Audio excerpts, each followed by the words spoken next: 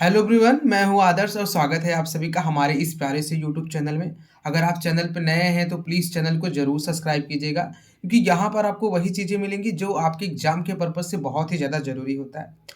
तो आज के वीडियो में हम एक बहुत ही महत्वपूर्ण शब्दावली को डिस्कस करने वाले हैं।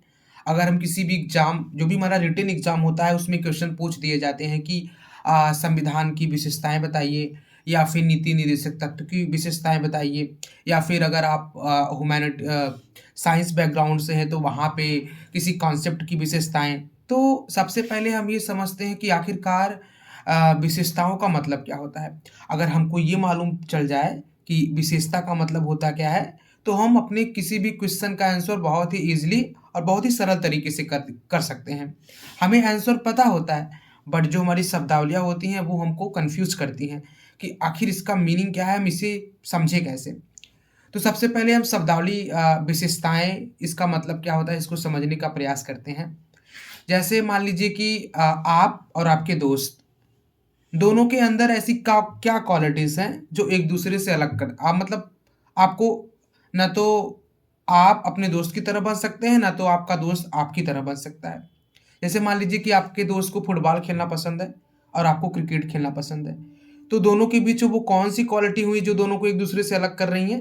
तो आपको फुटबॉल खेलना पसंद है, आपके दोस्त को क्रिकेट। तो यही मेन चीज़ आपकी विशेषता हो गई। आपकी विशेषता क्या हो गई कि आपको क्या खेलना पसंद है? आपको क्रिकेट खेलना पसंद है। आपके दोस्त की विशेषता क्या हो गई? उसे क्या खेलना पसंद है? उसे क्रिकेट खेलना पसंद है।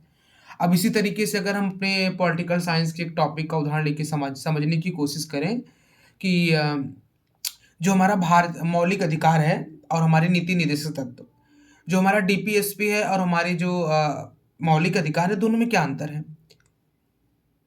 दोनों में क्या अंतर है इसका मतलब ये हुआ कि ऐसी कौन-सी क्वालिटीज़ है दोनों में जो एक दूसरे को अलग करती है। हम मौलिक अधिकार को ना तो डीपीएसपी बोल सकते हैं, ना ही डीपीएसपी को हम मौलिक अधिकार बोल सकते हैं। तो क्या क्वालिटीज़ हुई? पहली चीज़ कि जो हमारा मौलिक अधिकार होता है वो नागरिकों के लिए होता है। वो नागरिकों के ऊपर अप्लाई होता है। लेकिन जो हमारा डीपीएसपी होता है, ये सरकार के लिए होता है। ये सरकार को निर्देश देने का काम करता है। तो आई होप कि आपको विशेषता का मतलब समझ में आ गया होगा। अब आप बहुत ही ईज़िली समझ सकते हैं कि संविधान की क्या विशेषताएँ हैं या किसी भी डीपीएसपी की क्या विशेषताएँ हैं। अब आप बहुत ही अच्छे से आप किसी भी क्वेश्चन का आंसर लिख सकते हैं क्योंकि जब आप पढ़े रहेंगे तो आप उसकी विशेषताओं को बहुत ही अच्छे से समझ सकते हैं। तो आई होप कि आपको विशेषताओं की मीनिंग समझ में आ गई होगी। इसी के साथ बने रहिए। अगर आपको वीडियो अच्छा लगा हो तो प्लीज़ चैनल को ज़रूर सब्सक्राइब कीजिएगा। आपको ऐसी ही वीडियो डेली मिलती रहेंगी।